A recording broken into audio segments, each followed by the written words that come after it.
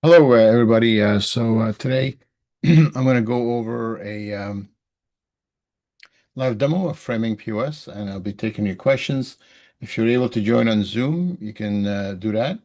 Otherwise, you can post your questions on Facebook, and I will get to, I'm sorry, on YouTube, and I'll get to see that. And I'm going to go ahead and add them. All right. So I'm just going to wait a couple of minutes for people to join in.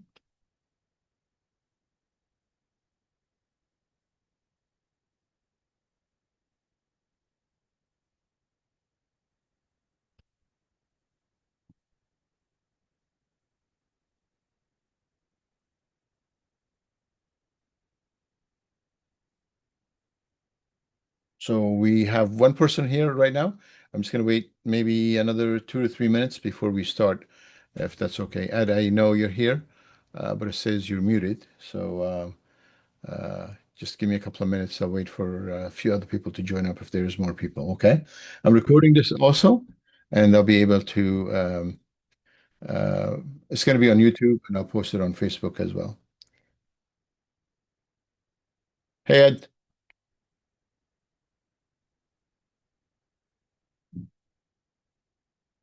Hey, Colin, how are you, man? I think you're muted. Hi, I'm good. Yes, I was. Thank you. How's it going? Good. All right, I'm gonna give this about 1 or 2 more minutes, let a few more people join up, and then we'll go do a demo and take some questions. If anybody's on YouTube, just type your questions in the chat. I'm gonna be able to see them and address them meanwhile. Um, okay.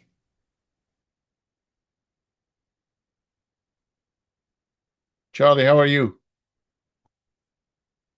Good. I'm good. Just thought I'd join in and see if there any new tips or tricks I could pick up. Well, ask me questions too. This way, my presentation is not so boring. I want to know what people want to know and want to learn. Okay. All right, So sure. Yeah, help me out by asking some questions. sure. All right, I got plenty. I think we're gonna start at 4:04.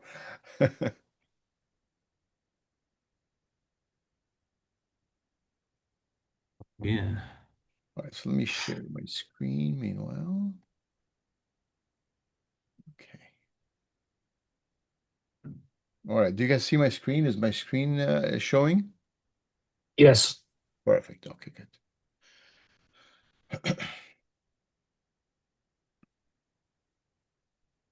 All right, I think I'm going to start my presentation and people can join in later and ask questions if they need to.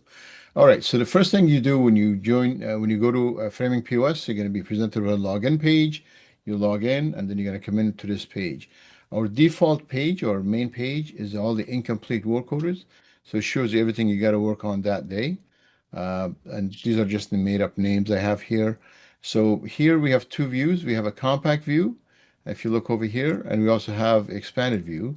The expanded view is going to show you more details. It's going to show you can change the status of it by clicking it here and we'll save automatically. So if you want to change a bunch of stuff, a bunch of work order statuses, you can do that from this one screen without having to go within each work order page. You can change the different, oh, I have this mat, I don't have the molding, this needs restoration, this needs printing, this needs stretching. And most of the stuff is customizable, so you can custom it on your way. I generally work with the compact view. This way I get a better view. Then I normally go into each page. To the left, to the right of it, you're going to see the invoice that's associated with each work order. So you can click on that. That will take you directly to the invoice. Uh, Maybe we can start by creating a brand new work order. So I click on new work order over here. Guys, if you just joined, you haven't missed much. And I'm recording this, so you can watch it on YouTube if you want. All right, so once you come in here, this is the new work order page. You're going to come in, you're going to select your customer, add a new customer. So let's click on this and maybe we'll select a customer. Let's see, Jon Snow. There you go. If you guys watch Game of Thrones, he's a customer of ours. So let's say he brings in a diploma, right? So diploma, and then you're going to put 11 by 14. Now, if you notice here, there's a box that lets you select one of two things. You can select art size or you can select outside size. The outside size, when somebody comes in and they want to place an order for mirror and they want it to be an outside measurement. So if you put that in here and you put in your frame, we can go back and then the size here is going to tell you what size mirror you got to order. So this is kind of very useful if you work with interior designers and so on, because this presents itself as a challenge, but we'll just do the calculation for you. For now, let's do our size 11 by 14. Let's go to a molding. I'm going to put in a Roma. All right, so there's no prefixes or suffixes here. You just put in the full number, and then we'll tell you, okay, which frame did you pick? And then we'll show you the options, and there'll be a little picture. So you're gonna say, okay, I want to use this guy. So it's aroma molding. These prices are I just messed around with them, so it might show to be a lot more, but for a 5-foot frame, but this is just a placeholder so you can see. So next you're gonna go to your mat board. Let's say you want to do a 2-inch mat board, and then maybe do 95.2. Again, there's no prefixes or suffixes needed. Add that in there. And if you want to add, let's see, 95.07, let's add an off-white mat. And you can choose for the totals to be, so the two margins, 1.75 and 1/4, you can choose that to be 2 inches. And this is what we call the subtractive, or if you can go to setting and change it to be additive. So if you put 2 inches, the first one is going to be 2 inches, the rest will be 1/4. Your total margin will be 2 1/4. So this will change itself based on your setting. If I want to do, let's do a stack frame. Let's put in 869079. This is a Larson. This tells you the order the frames are in. So the first frame is this one, the outside, and you can see it graphically here. There's the inside. But if you want to change this, you can press this button here. Now the Larson becomes your outside. You can see it's a much wider frame, and the Roman becomes inside. Same thing with the mat board. If I want the 9507 to be at the top, I switch that, and now that moves up to where I want it to be. All right, and graphically you'll see here. You're going to come into your glazing. You're going to select that here. Now I minimized for the demo just some glazing options, and I have a default one, but you can add more or reduce one from the setting, and I'll show you how to do that. So let's go with museum glass for now. And then we have a thing called odds and ends. You can come in and pick whatever you want out of this. This includes pretty much a lot of stuff. I don't know, strap hangers, wall buddies, Volara tape. Let's do wall buddies. And then based on what price you selected for it, will show here. Let's say you want to do 2 wall buddies. It'll be $2. There's a print lab section, and the print lab is also very customizable. If your shop does printing and it doesn't do printing, you can choose printing, digital work, restoration. You can price it by piece. You can price it by United Inch. You can price it by, I'm sorry, you can price it by square inch. And you can put in your sizes here and the quantities here. And you can actually, in the print lab, you can also add laser engraving. You can charge by time if you want, so it'll be number of units. So let's go back up here. Now, if you go back up here, you're going to see all the stuff that's happening to your right. And if you click on show calculation, you're going to see how each one was priced out based on which formulas you've done.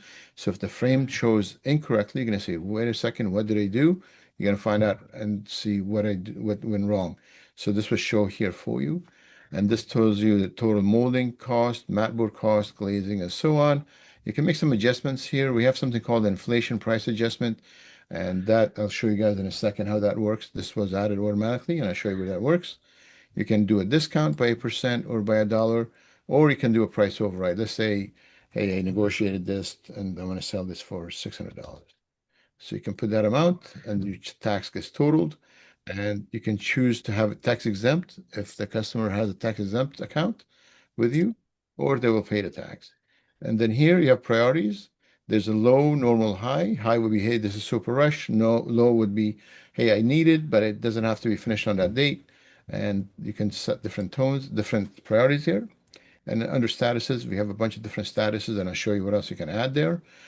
Basically, the two things that count for us is the quote and the incomplete. So if you want to do a quote, you click on this here. Once you save it, this doesn't show under your incomplete list, or if it's incomplete, it's going to show under your incomplete list, and I'll show you what to do with that.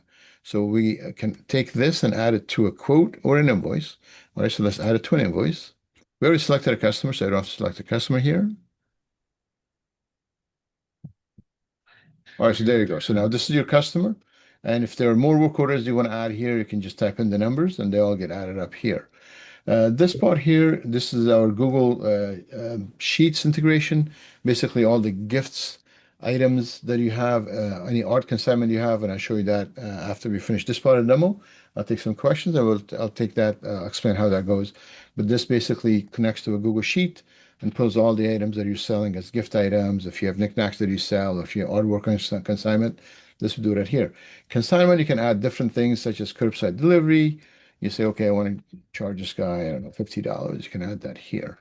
This part, you can come down, you can put the customer shipping address if they are shipping it to a different place than the address that you have for them, which would be the billing address. On the right side here, you would see all your work orders, all the products. These come from Google Sheets and all the miscellaneous items that we added here, $50 for curbside delivery, tax. Now for payment. When you come to payment, we have direct integration with Square. So these two are direct integration, Square Invoice and Square Terminal. Square Terminal is basically the little device that comes from Square. And if you want to charge a customer half, you click on that. If you want to charge them the balance, you can click on that. And then I'm clean this. And then if this was connected to a Square Terminal, which this is not at the moment, I'm working from my basement at home, this would be blue. You would send it and the little device pops up. So you don't have to do double entry.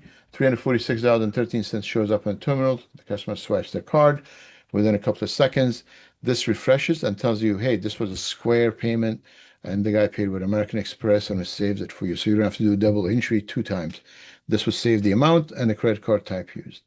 Here you can put a purchase order number if you want, and this tells you the sales rep, if you had a sales rep. So we're going to say, hey, Mary made the sale, and how did you find us? Maybe we'll put Google Ads, and then you're going to put that, update that, confirm. And there you go. This will be your invoice. If we're going to print our invoice, there's a bunch of actions in the invoice page. Print invoice, print pack list. The pack list will show the invoice without any pricing if you're going to send it as a delivery. Email invoice. So if I clicked on email invoice and this was a valid email, this will send an email to the customer with an attachment for the invoice. There's no setup needed. This goes automatically to the customer, and you also will get a copy of the email.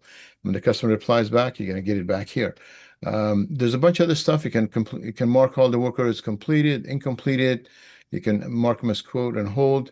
The completed part is pretty good. Let's say you have an order with 15, 16 work orders. Instead of going to each one and mark them completed, you click on the invoice. Within the invoice, you can say all work orders are completed, and it's going to complete it universally for you.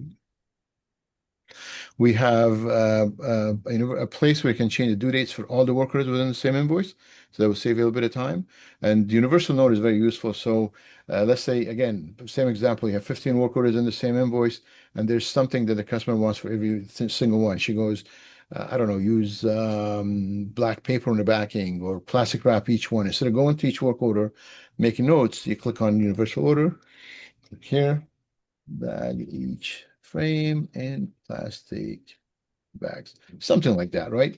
Now, once you add this, and it saves, if I went to the work order, let me go to work order, open that up.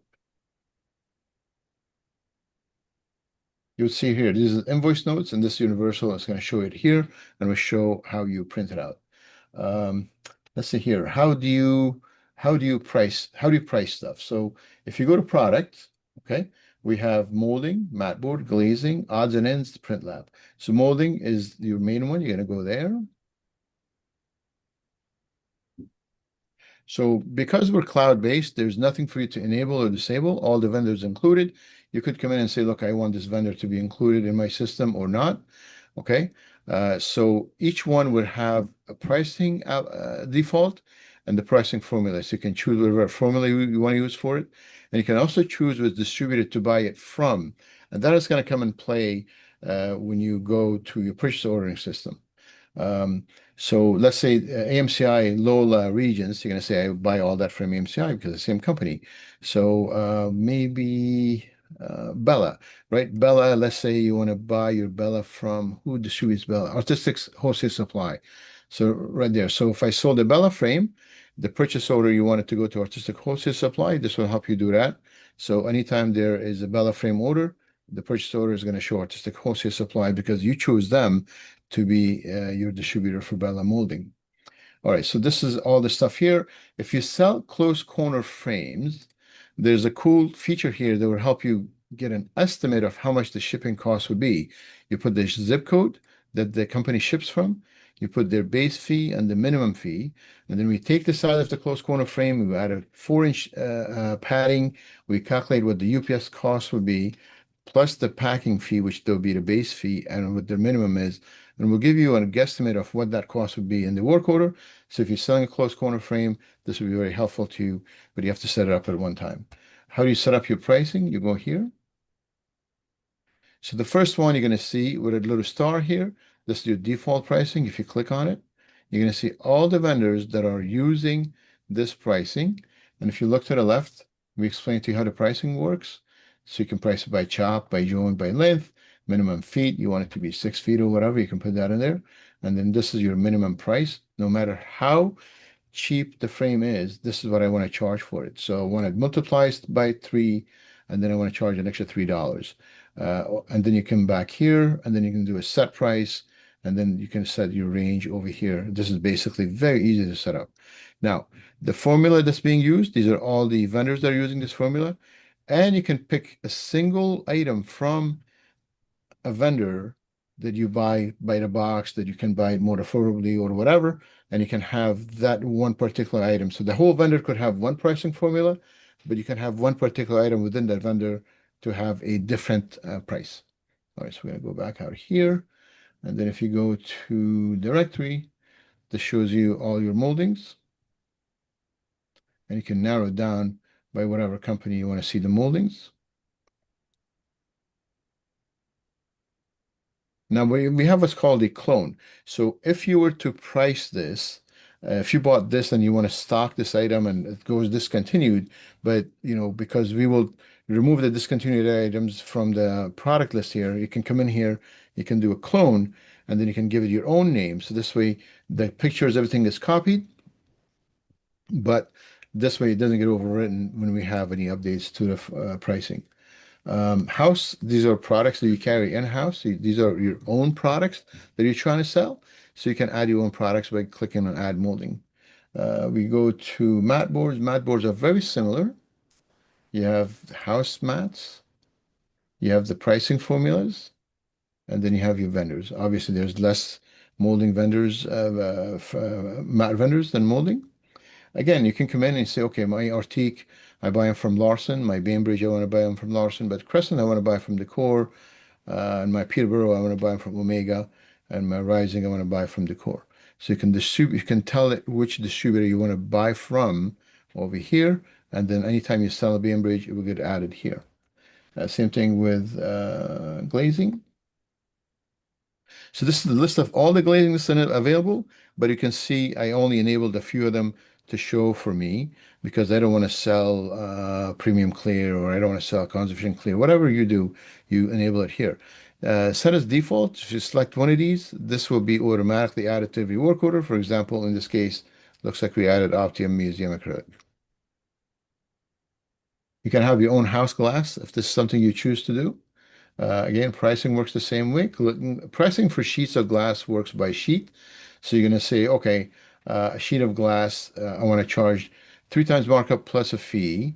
And then we update the price based on one of the largest main distributors in the country. We update the price of the glass automatically for you, so you don't have to worry about updating glass pricing. We do it for mat board, for glass, and molding.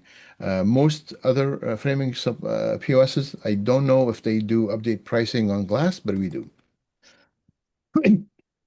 All right, so next you have odds and ends. So odds and ends have several way of pricing stuff. If I click on one, let's say archival amount, and you can align it, you can give it categories. So give it a category, this will help you organize it better. This you can price it by a flat fee, by united inch, by length, by square inch, or by sheet size. If you do a sheet size, you got to tell it what sheet, how much. Just keep on adding there. 20 by 30, only add 15. And then else price means if it doesn't qualify any of that, then I want to charge $100. So this way you do that. Set price is something that you want to charge in addition to the $10. Let's say I want to charge $1 for the work plus $10 out of 16.20. However, if you said minimum price, I want my minimum price $20, no matter what this formula does, they're still going to get charged $20 because you said I want it to be minimum of $20. If you change it to a flat fee, it's basically one variable. You change it to United Inch. This again has a set price and minimum price, and the price per United Inch says $1. I can do it $2.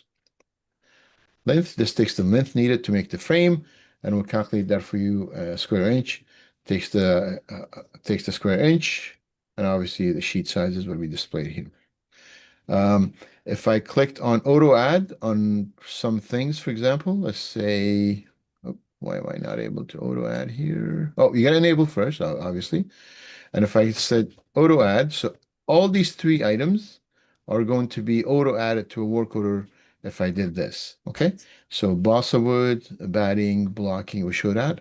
Now, if you look here, there's a little blue button here that says modified. This means you took the price that you suggested and then you modified it. If you come in and say, you know what, I messed up, I'm going to go back here, go here and click on restore defaults. So now this brings back the price that we suggested for you. So this way, this modified part goes away. And obviously, if there's anything you want to add, you can tell us, we'll add it for you. And if it's not there, you can click add product. You can add your own if you wanted it here. Okay. For example, labor is included here. If you don't see something complex, you can add it here. There's a whole bunch of stuff, and we'll be happy to add more stuff for you. Let's see. Glazing. Oh, print lab. Oh, the print lab is very customizable, and you can see it goes in a hierarchy, right? You got a header, subheader, and you can change it price per inch, price per piece, per square inch, per United Inch. You can add laser, imaging, scanning, printing, and so on. And to make things a lot easier, you can also remove it, and this reflects directly right back into your work order. Let's see here. Well, we have two-way messaging. I'm going to show you the screen here first. Two-way messaging works using a text message. So this is the screen where you carry a conversation with a customer. However, the way to start it is you're going to go to a work order or an invoice. You go to a work order here. Let's see here. Wait a second. Okay, so do I have a number for them here? Does anybody want to volunteer the cell phone number so I can put in your number and send you a text message? Anybody interested in doing that? Okay. We test the number, make sure it's a valid number. We have an algorithm.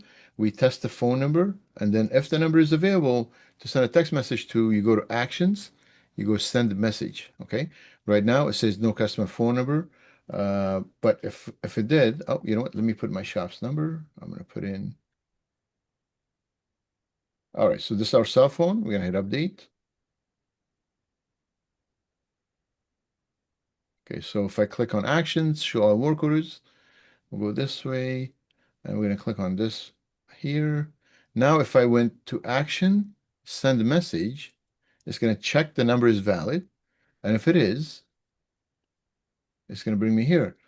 So this thinks Johnson is our customer, and it's asking us to send a text message here. I'm going to say, we are open today until 7 p.m. Hey, your framing is ready for pickup. Okay, and you can say maybe Joe at Quality Frames.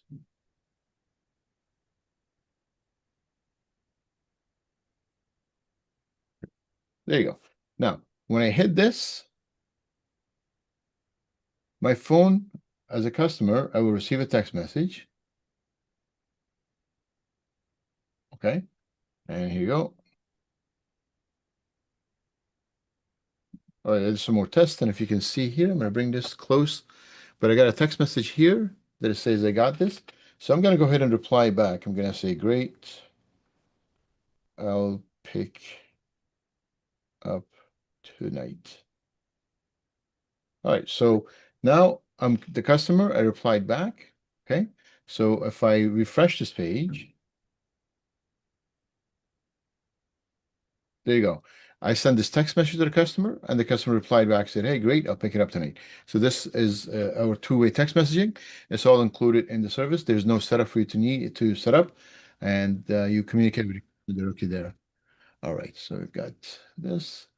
Now, oh, we have a feature called a visualization, and I will show you that here. I had an example set up already, so let me go back and let me find one of those. Okay, actually, I did one at the show, so I'm just going to find that. Okay, I'm going to go here. Okay, there's a little tab here that's for production. So you can put a lot of notes here, and our notes are actually formattable. So you can say, please do the following, and then maybe I can bold this one. Oh, what did I do here? I can bold it, I can underline it, so it's clear to see, spell check. And then I can do a checklist, right? Oh, now I can do my checklist. Oh, I messed it up. But anyway, you can do the checklist and you're going to say, call when ready, mount on mount core, or whatever else you want to call, you want to say, right? Uh, clean, blast thoroughly, stuff like that. Okay. And obviously you can spell check here and so on.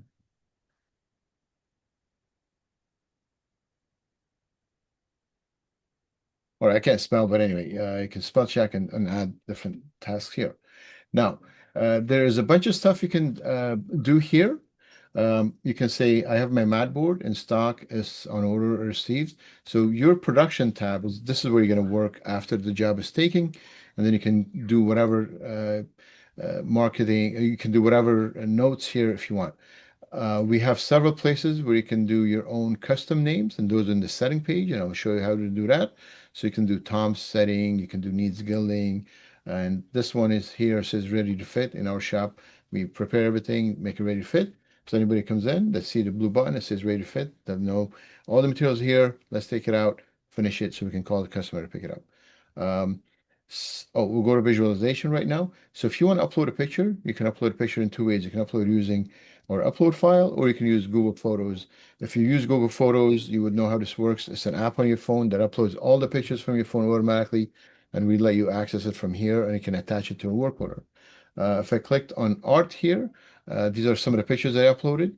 So let's say this one, I select the default here. You can see the little check mark, and let's see what kind of framing I have. Okay, so I have three different frames. These are all stacked, and I have three different mats here. So if I went to visualization, and I click on here, click on generate preview. It's going to take a couple seconds and it's going to show you what that combination of framing will look like. Obviously, I have three frames on here, not in any design quality work here, but you can see how they look. So let's go and let's say remove one of the frames maybe. It's locked. So I'm going to go and unlock it first. Click here. And then I'm going to remove, let's say, one of the aromas. Let's remove both the aromas frames. So I go back, visualization, generate preview again. This time it should show a single frame because we removed the rest of them. And you can see here, this is what it looks like now, and this is what it looked like before. Okay. And obviously you can come in and change your mat board and change whatever else you want. You can change the sequences. You can make the red mat at the top if I want here. Go back, visualize again. And that's your top mat right there. Okay, so this is how the visualization works. Okay, let's see what else we've got here. Settings, we can go to settings.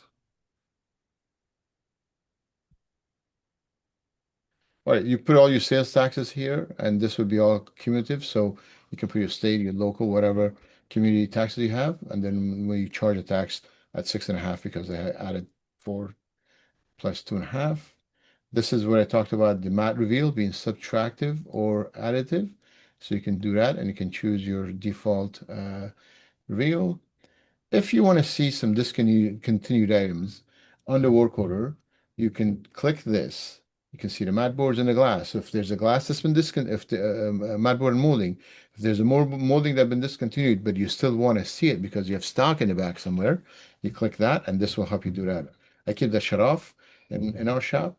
There's a feature called peak pricing. If you selected that, this tells you between, I don't know, January 1st, between December, let's do that, this October 1st and December 31st, if the due date falls within these 2 days, I want to charge 10% more because we're busier, and I want to encourage people to not to pick up, not to try to force me to finish it in the Christmas rush if they're not picking it up by then. Inflation pricing, this is one of those set it and forget it situations. You're going to say every year, I want to raise my prices by a certain percentage starting this time of the month, of the year. So you're going to say 5% every January 10th. This is set it and forget it.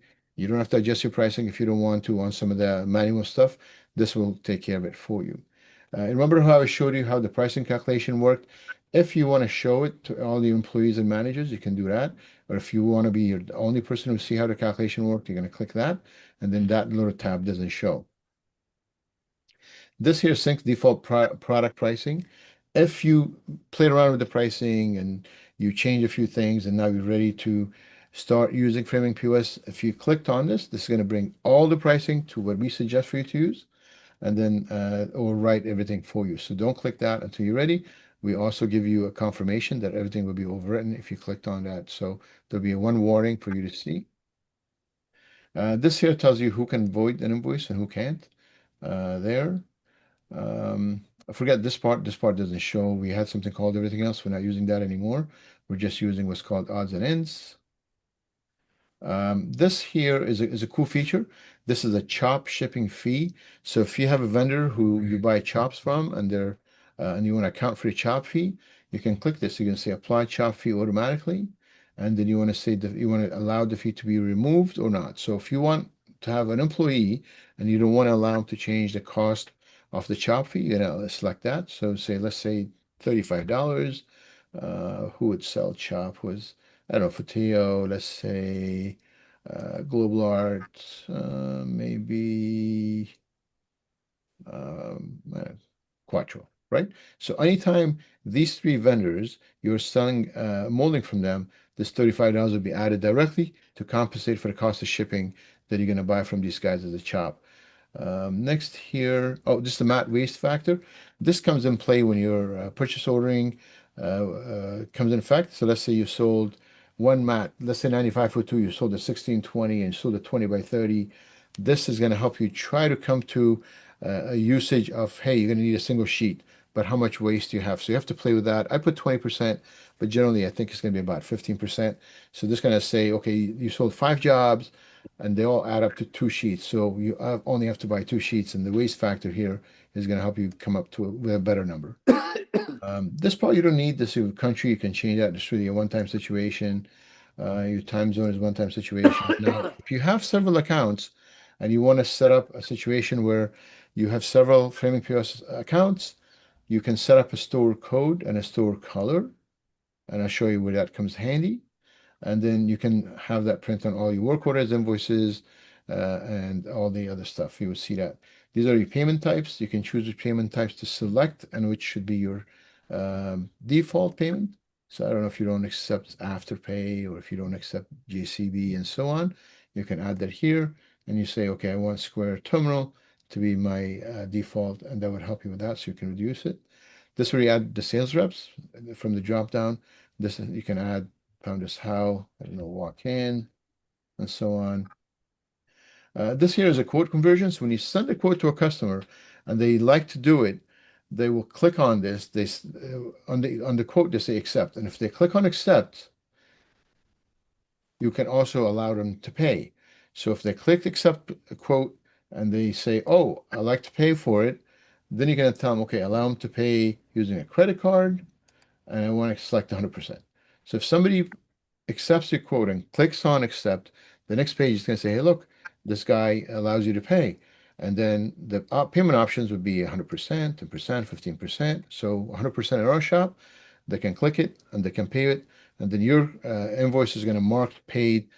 Let's say they do it at 2 or 3 o'clock in the morning, a show paid, and it'll be great for you to see without you having to do manual entry. If you wanted to pay anything without a credit card, for example, cash, check, whatever, that you have to handle offline. So you can enable or disable that. In my shop, we disable that. This here is called an elements, and this helps you price out boxes and so on. You can set it up here. When you call your vendor, they're going to say, okay, wholesale cost is $500 plus shipping plus whatever fee. This helps you add that, and I will show you how to do that in the work order page. We have right now we have one work order page, printed one. We'll be adding another one soon, maybe in the next 2 to 3 days. So you can select which work order to add here, and then you can put in a typical work order number, and you're going to click on preview, and it's going to show you what that would look like. So you can choose from a different work order, uh, printed work order pages based on how you like it. This is the production custom sections that we are talking about. You can add anything you want. You can add different options, and you can add your default value to be one of these here if you want. So they have several, I think you have six, 2, 3, 4. You have 5 different tabs to choose from in the production tab, and I can show you what that was here. Actually, this is the production tab right here. So remember, it says needs gilding. This is a custom name. So if I went here and I change that to needs, oh, fix the spelling, needs gilding. This needs, call it needs painted, right? Let's change that to needs painted. And if I clicked on save, and I go back here, I refresh this page. Now that column is going to say, where is it? Oh, needs painted right there. See? Okay. So let's see what else we've got here. Oh, we have a big list of art conditions, but you can add your own stuff as well. Something like rain damage has a terrible smell. But if you go to the art conditions here,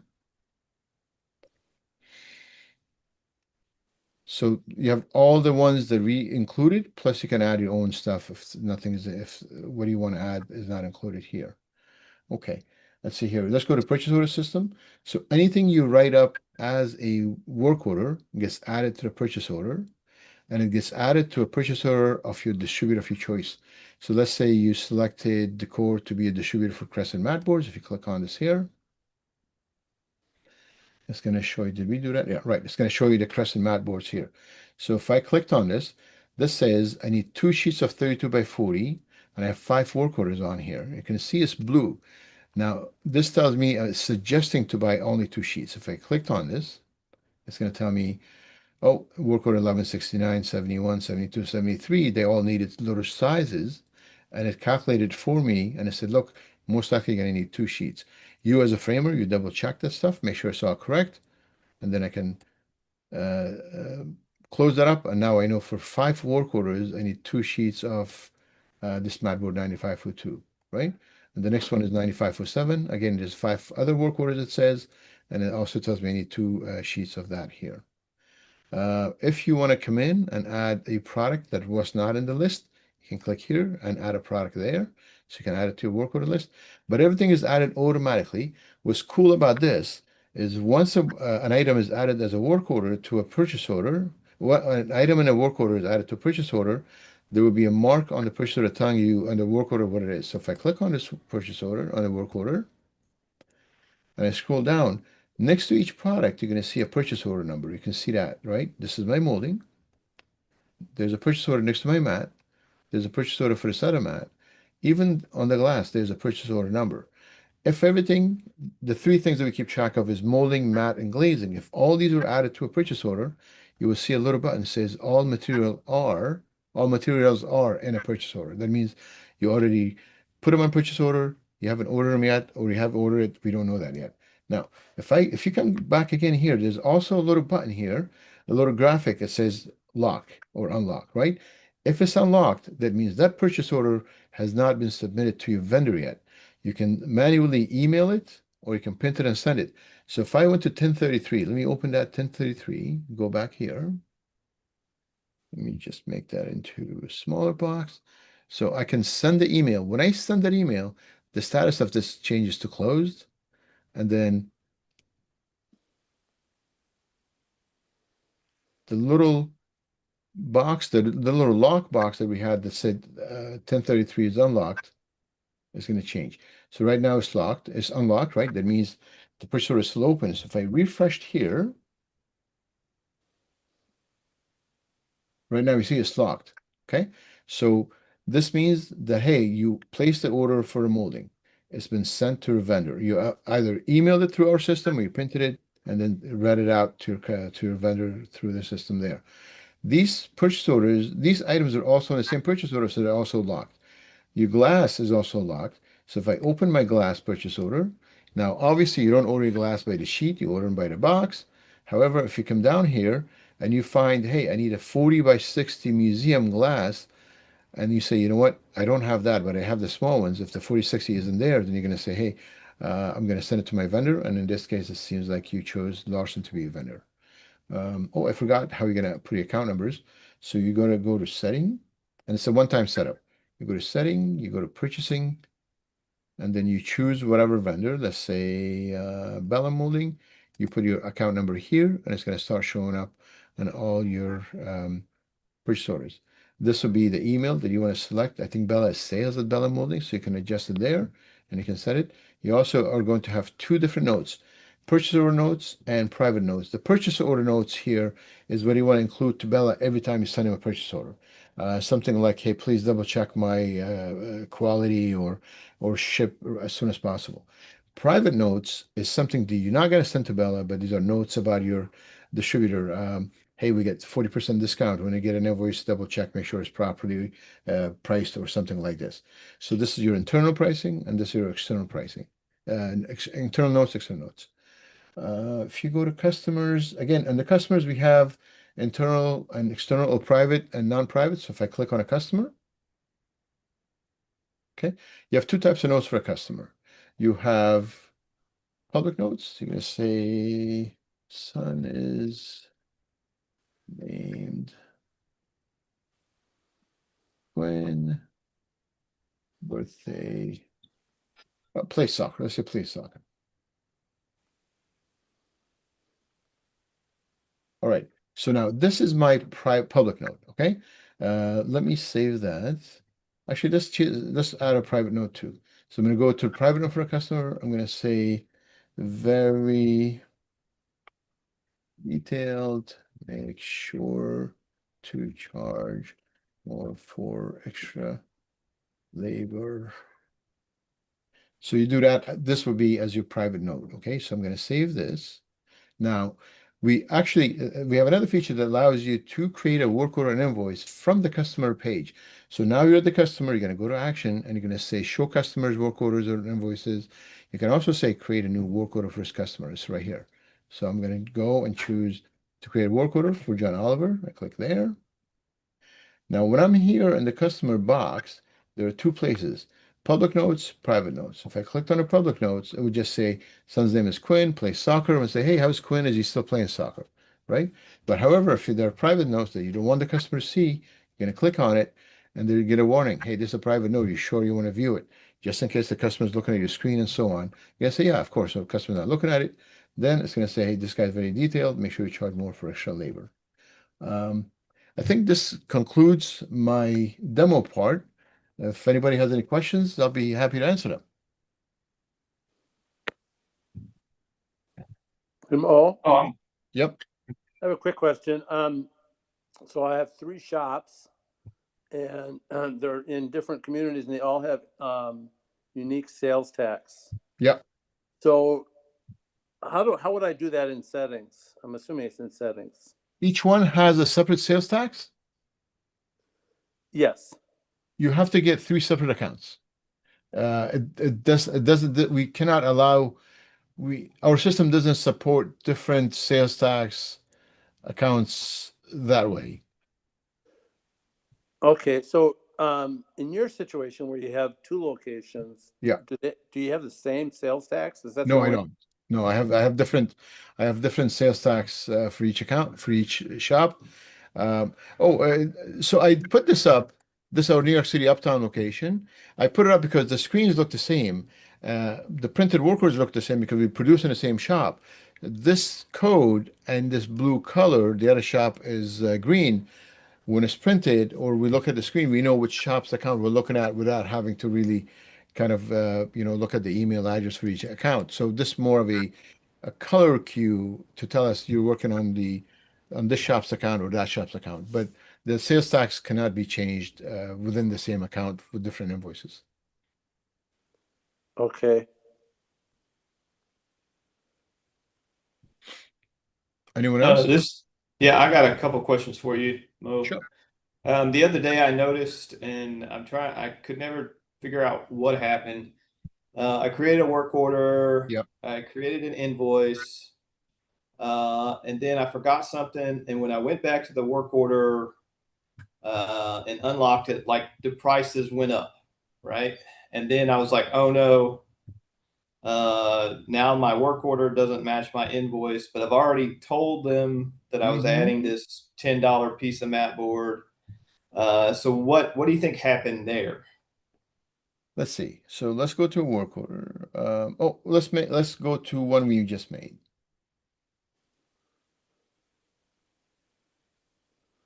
All right, so this is here. Now, locked means you cannot make any changes on it. So if this was attached to an invoice, which is right here, Uh-huh. and I unlock it,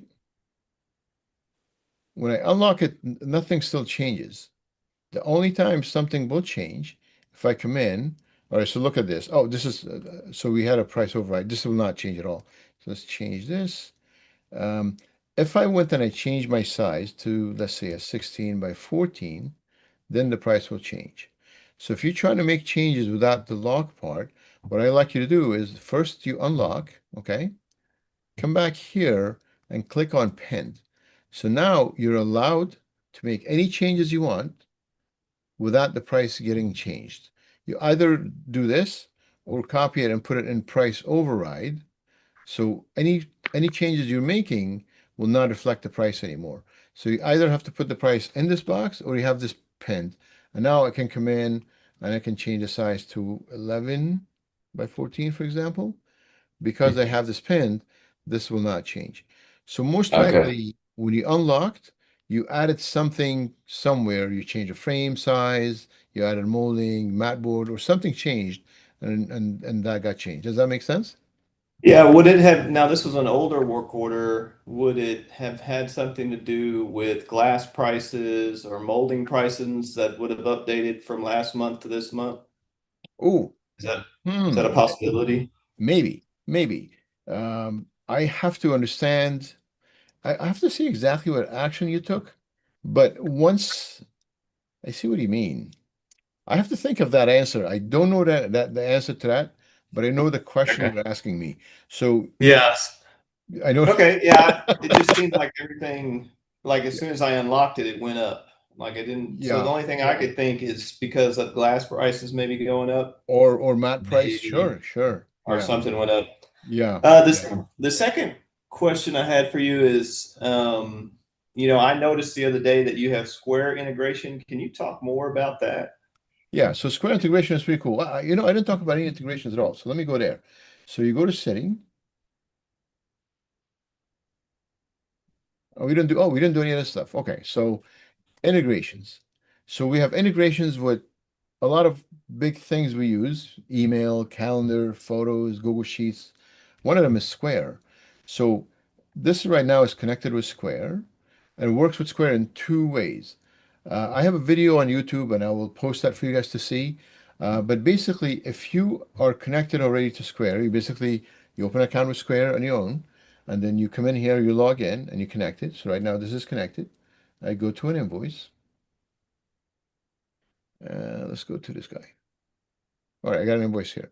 So, okay, this guy paid half, and now I want to accept the rest of his money, right? So I'm going to click on add, and I'm going to say pay the balance.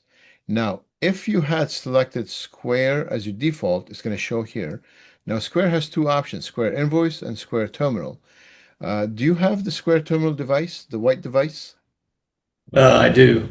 Okay, so what you do with that is in the setting page, in the setting page, when you set it, it says set a device. Okay. Let me see without ruining it. Can I do this? Oh, it's not connected. All right. So I have to connect to Square first, but once I connect it, it's going to tell me which device to connect it to. Then I take my Square device, the white device. This only works with the white device, and it gives me a code.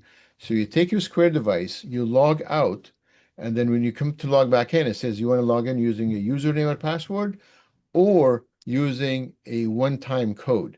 You're going to say one-time code because you're integrating this with an application this application being Framing POS. You put in that code in here. Now your Square terminal, the screen turns black. It only shows your shop. So it says Charlie's Frame Shop, right? Nothing else. There's no more double entry allowed in the Square terminal anymore. Everything is controlled by the software. So you come into the software and the invoice page. Am I in the invoice page? No. Okay, I'm in the invoice page. Now you're going to say, okay, I want to send $346.12 to this Square terminal. And if you had several Square terminals, for example, your shop is a bigger shop, you have 5 devices, you give a nickname to each one. And we have one called counter, we have one called backroom. So you click this and it says send it to the counter. Within a couple of seconds, your Square terminal is going to show up and it's gonna turn blue and it's going to say $346.12. And it tells the customer, please tap or swipe the card. Then the customer takes that card, swipes it without you entering any amount here because the Framing POS is doing the work for you, swipes it, and then it goes within a couple of seconds, goes here, and it says, oh, this customer paid with Amex, and it saves the time and the amount it paid, and automatically saves it. So you don't enter anything into the Square terminal, you don't enter anything into Framing POS if you enable that integration, and it would save you a lot of time and it would save you a lot of double entry. There's another Square integration that's called Square Invoice. Have you used Square Invoice before? I have, yeah. Okay, so you log into square.com, create an invoice, add in the customer's name, add in the amount, send, and they get an email. We do Correct. that for you automatically. So you select Square Invoice here, and you see this box change. This now is an invoice URL, right? So you're going to say, okay, I want to charge this customer $15 via Square invoice. If this was integrated, this would turn into blue. Click on send. It's going to take a couple of seconds. It's going to go to Square, create the invoice, add the customer's name, do whatever needs to be done, and it's going to add an invoice URL here. That's the URL that you would generally send from your Square dashboard. You can do it from within Framing POS. And then a little pop-up is going to come out. It's going to say, hey, if I clicked on email invoice, it's telling me you're about to send an email to this person. And here it's going to say we're sending an email. And it says also we're sending a link for the Square payment link. Do you want to do that? You're going to say yes. And once you do that, the customer not only receives the PDF of the invoice, they will also receive the link to the Square invoice so they can make the payment. The good thing about this is if they receive the Square invoice and they make the payment, you don't have to come back and say, this guy paid, connect it from. The payment automatically reads here, updates for you, so you don't have to do any double entry again. Okay. Yep. Nice. Yeah. I have a lot of questions. I got a couple more. Yeah, you just keep at it. If anybody has more questions, Okay. yeah. Well, while we're on Square, I'm just You're gonna, Charlie, right? at some point- Charlie, am I talking to you? What's that? Is this Charlie? Am I talking to Charlie? Yeah, this is Charlie. Okay, good. Okay, yeah, guys, you can interrupt Yeah, Charlie if you wanted to. Yeah. Is anybody? I mean, I can turn my video on. Yeah. So in terms of Square, I know at some point you talked about adding like a gift portion to your site. Is there going to be any kind of like reverse? So right now I put a lot of the gift stuff in the Square inventory. Would it be something where we'll be able to upload the Square inventory to Framing POS? All right. So the gift works differently in our system. I have to see if you could do that from Square. So basically, if Square allows us to do that integration, we'll do it for you. I have to see if they do. The way we do gift sales, you go to setting. Maybe I can go over integrations a little bit. So we integrate with Google Calendar, Google Email, Google Photos, Google Sheets, Square, Microsoft Calendar, Constant Content, and MailChimp. The two back down here, actually, once you connect to them, these two help you send emails to your customers. We keep that list updated all the time. So you don't have to download anything, then upload it to Constant Content or MailChimp. We interact with them at the end of the day. So if you have new customers, we're going to say, okay, this customers are new, add them to your MailChimp list automatically. You tell me which list to add it to, and we add them for you automatically. So when you want to send a mail blast using one of these services, your email list is almost up to date to the end of the day before previous to that. So this would do that.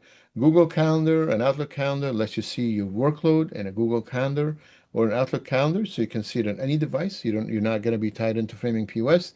You can set up an iPad in the back room so everybody can see exactly what's going on. Gmail. Some people want to have full Gmail integration. However, our no integration email is much faster. You don't have to set anything up. You don't have to put any passwords. You don't have to do any SMTP code. It works dynamically out of the box. So if you don't see the need for a Gmail integration, don't use that because our email system works really nice. We use AWS and it's really fast. Our system with Google Sheets is where you can put your goods and services that you sell. So if I clicked on this, so these are the items that I've added here that I'm going to sell as gifts. Okay, so you have a barcode or an SKU. So let's take SKU number 3. It says acrylic glass sheet 1620, right? So if this, I already integrated that, so I'm going to go to my invoice, create a new invoice. Now, if your integration is valid, the little Google Sheet logo will show here. So I'm going to put in the SKU number, and obviously you can scan a barcode if you want, if you have a barcode scanner. So let's put that number. And once I search for it, this is going to pull the data from the Google Sheets. It should.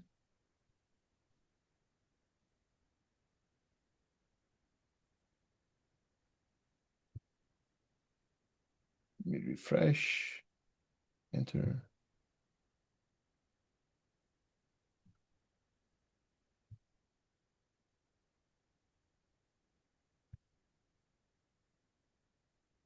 This will pull the details out of Google Sheets for you. It's going to show you the item, the wholesale price, retail price, and the location. This is basically where it's stored on our shelves and the quantity that you have in stock.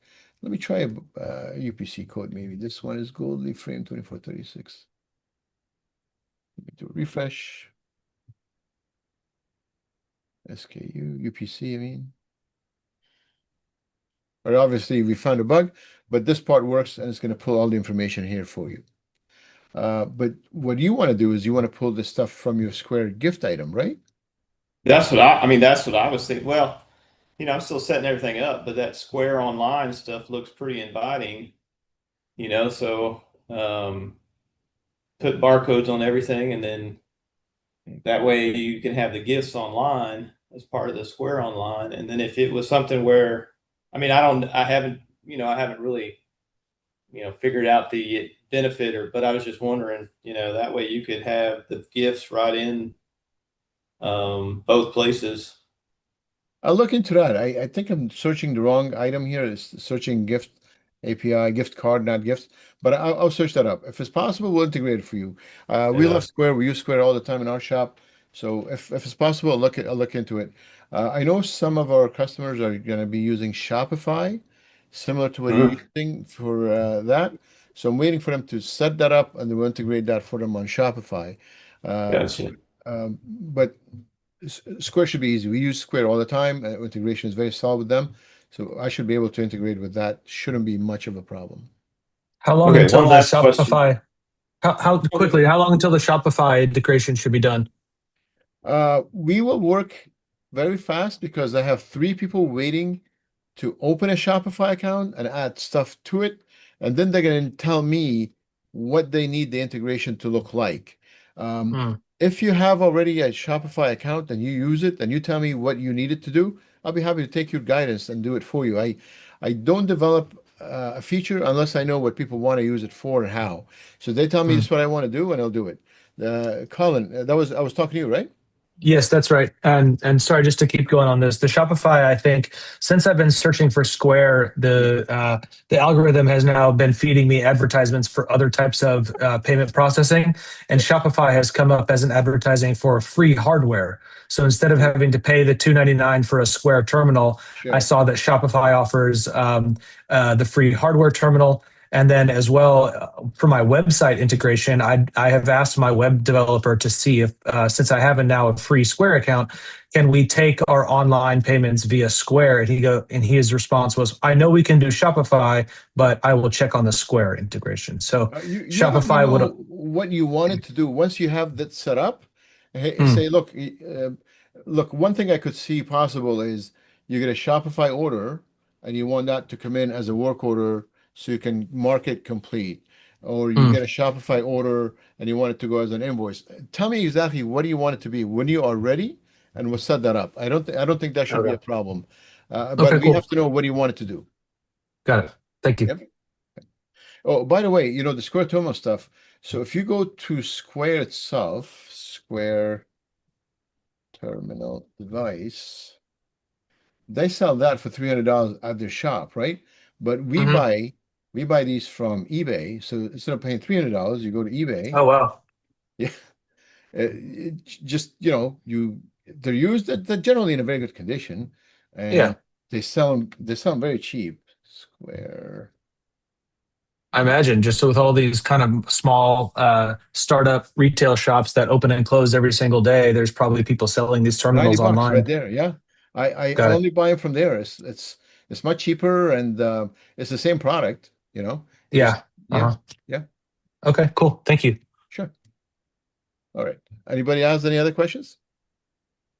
Well, now I'm worried because I got the handheld. The handheld will work.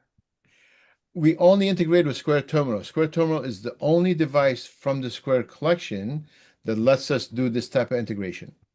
The handheld will So not the do it. The big, they have all these large devices, um, like yeah, this guy. This stuff will not work. Only this one will work. Um, if you want to try, uh, what does the handheld do? Won't the other it'll, won't the benefit I'm was sorry. like you could take pictures or something. I think. I see. I see. I see. I don't know how that will work. We only integrate with Square Terminal. This is the only one that allows me to do this. You see what the card is doing? This is how it works Yeah, for us. The machine sends the yeah, payment, the customer taps the card. yeah. Well, I think I'll try it with the handheld. The handheld has the same It might, the yeah, same yeah, yeah. things. The documentation that we had was only for Terminal, Square Gotcha. Terminal. Yeah. Okay. Uh, Anybody has any other questions? No. Okay. If you are a user, you know what you're doing, ask me any questions. You can do it in several places. So if you come in, you need help with pricing, you're going to click in here, and then we connect you with a picture framing business framing consultant. And then you click that, and you can pick time from her time slot, and you can discuss that with them. If you have any technical questions, you're going to click on Ask for Help. This will open a ticket. We'll answer that. If you want to know a few other things about, hey, I need to add a vendor, if you click on this one, this is going to open a page on our website that's going to have a form email that you can send to a vendor. Let's say there's a vendor that we don't have. I should have most of the vendors, but I'm sure I'm lacking some local ones we don't know. I'm in the Northeast, so I know most of the local vendors here.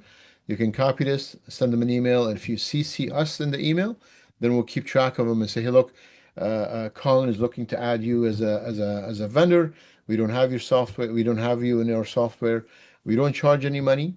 We'll add them for you, so I can follow up with them and see why they're not giving it. Once we get on their mail list, then it's easy. They just send it to us automatically. If you click on this tells you what's new on Framing POS. This tells you everything we've done. So this tells you all the pricing updates we've done, and you can see if the price was old from, I don't know, Decor or somebody. You're gonna go when was the last time we updated Decor. You can also see any features we've added. So this would be our feature of visualization that we announced. So you can see that, and we tell you why and how it works and so on. So that would give you all the different updates. Let's see what else is here. I think that's all I've got here. Any other questions?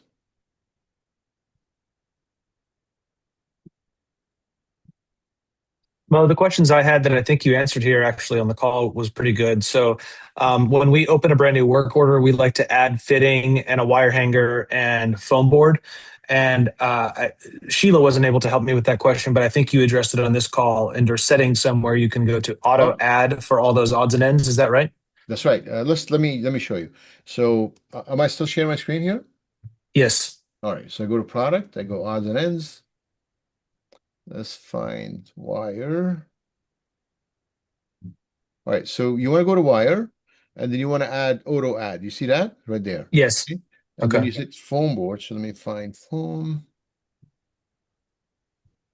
Um, you choose whichever foam you like to auto add. Mhm. Let's call it 2436. Enable first, obviously, there. And that's it. So now I'm going to go to new work order. New work order. And as soon as you added, where is it? Maybe I should add a size. Hold on.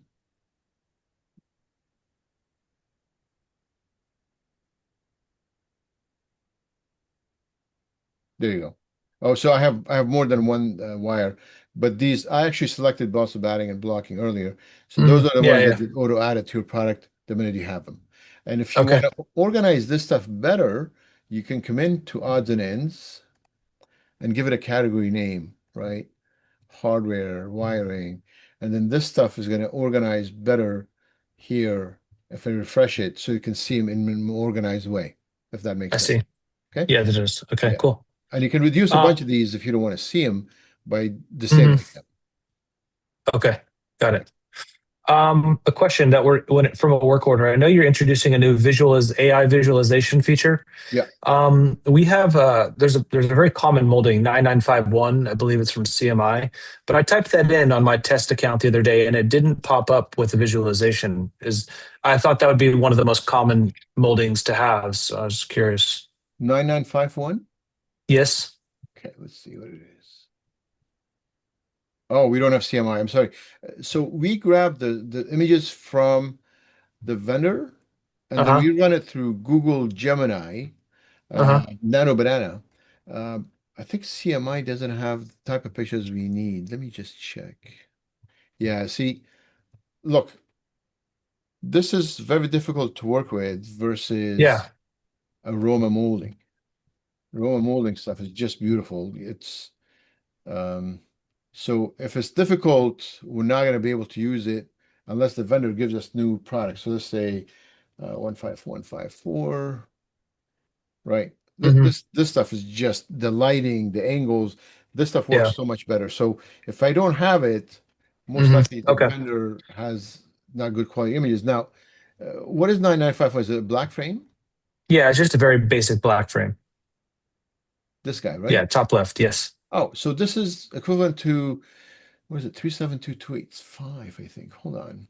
Yeah, there's very similar ones. We're down in Houston, Texas, and CMI is close to us, so it's easy for us to order without delivery and all that. So if you just want to do a visualization, Yes. especially on that run basic black, Yeah, three, that was just me testing it out, and I sure, knew that was a common frame molding we sell a lot, sure, so sure. I was just testing it with that.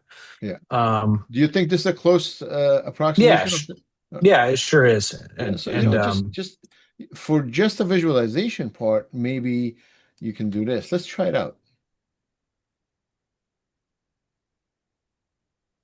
All right, generate. Now I don't have art uploaded here, so it's just going to show me the frame. mhm. Yeah, I mean, Yeah, for cool. just that part, maybe you can use the decor Larson one, and Yeah, it if wasn't we, specifically about that particular molding. I was just sure, typing in yeah, yeah, what I knew yeah, off the top of my head to test it, yeah. and it didn't populate. So I was just curious why that didn't We're gonna work, but have that makes 80, sense. we're gonna have 80% of what people are gonna use. So anytime you're putting a frame number here and you hit visualize, we keep track of what you try to do and what we Uh-huh. did not have. So Okay. at the end of the month, we're going to see, okay, Colin is trying to get this 9951 forever. Then we're going to say, okay, let me go to CMI, see what it is. And if I went to CMI and they have this picture, I can take a picture of Larson or something I have in stock, or I will call you and say, hey, Colin, can you send me a picture of this molding in a nicer environment with a better lighting?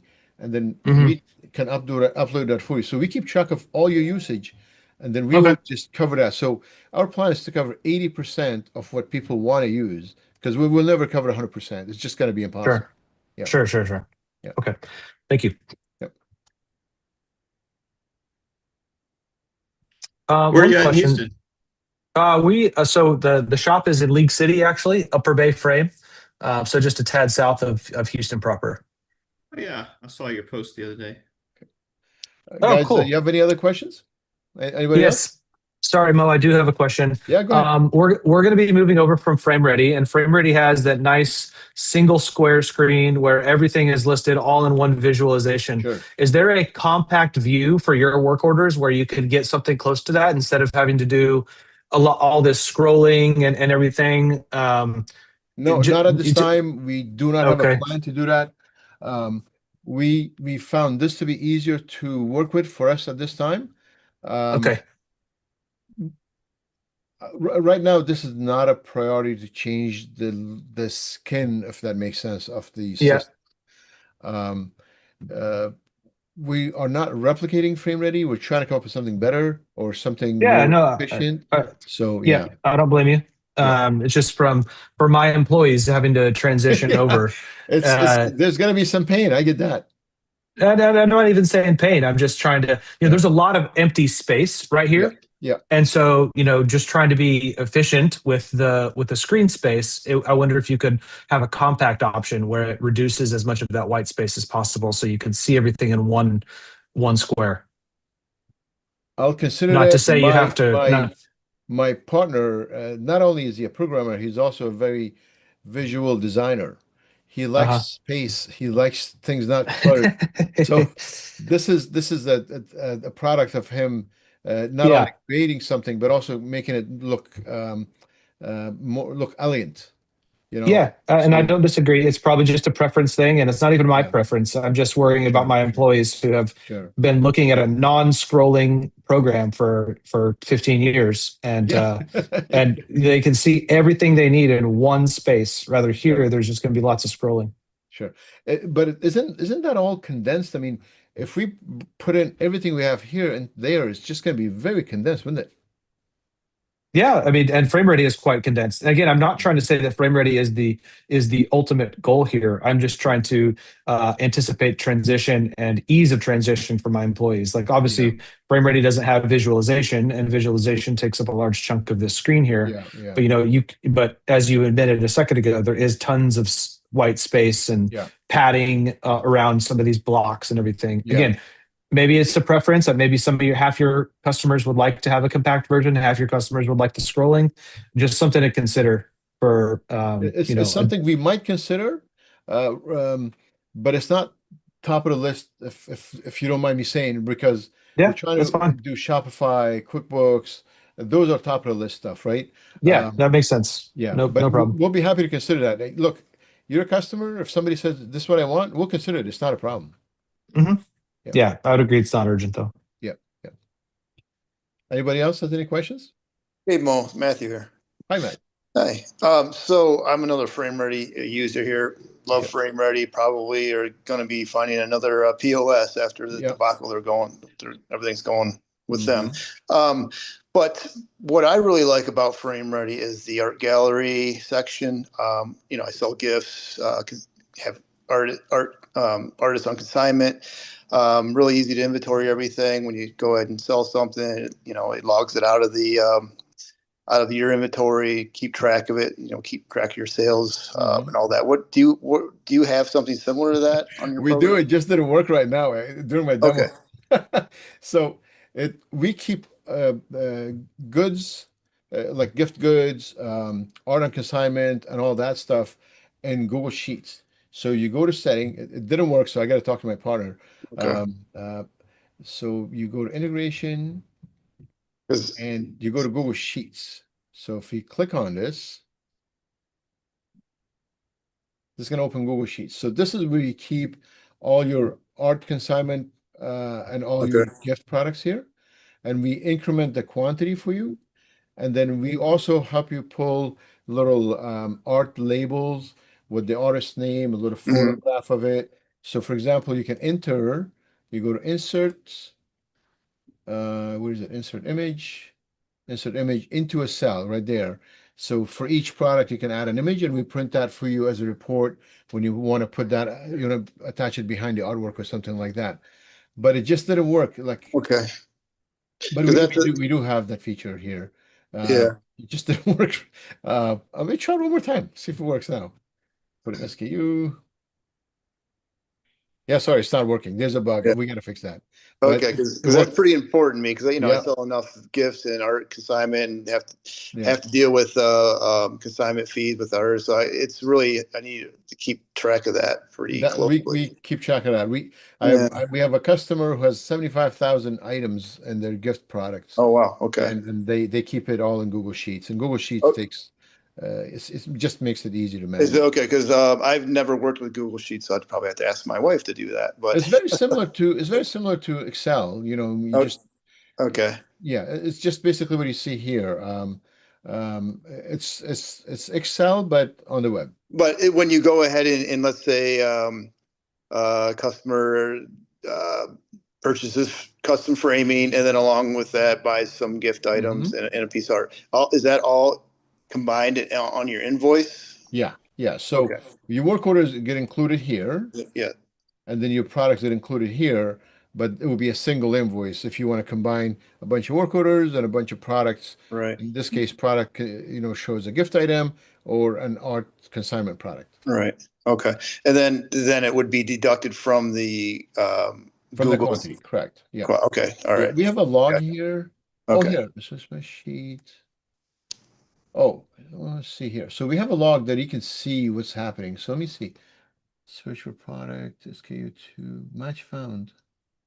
Look, it's searching. Oh no, this is That's old. that's Yeah, from this is old. September. Yeah, yeah, this is old. So it's not working. But we give you a log here, and we tell you exactly what you did and what we did and what we changed. So reduce Okay. quantity of this item by 2, by 3. So you can go back and see.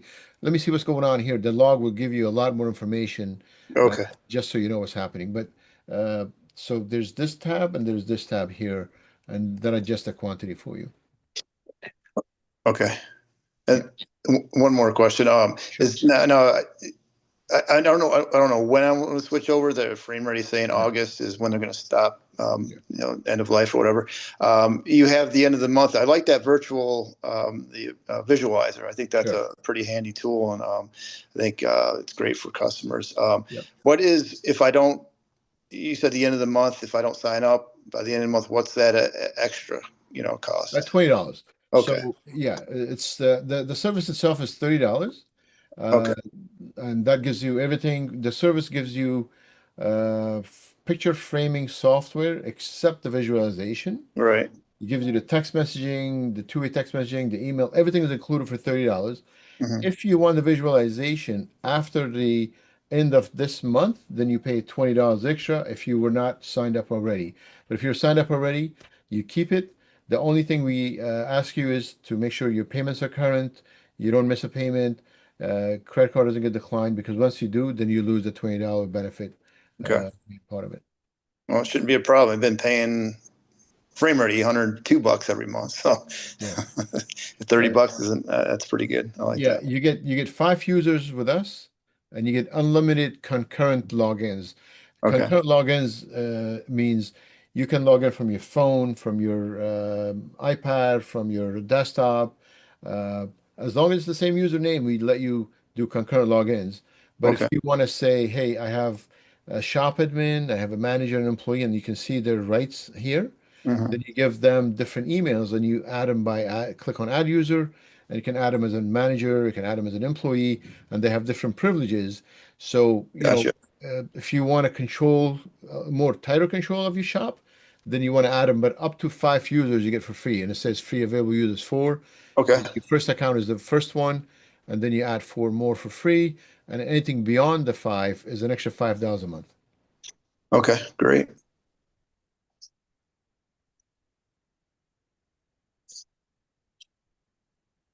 Do we have any other? Oh, there's a typed question. Let me read that. Oh, Charlie has to go. So, all right. So that's it. That's it. Yep. All Anybody right. else with any questions? No, that's it. Thank you, Mo. Good. Yeah, All thanks, right, Mo. guys. Appreciate Hey, it. thanks. Thank you for this. Have a good one, days. All right. You too.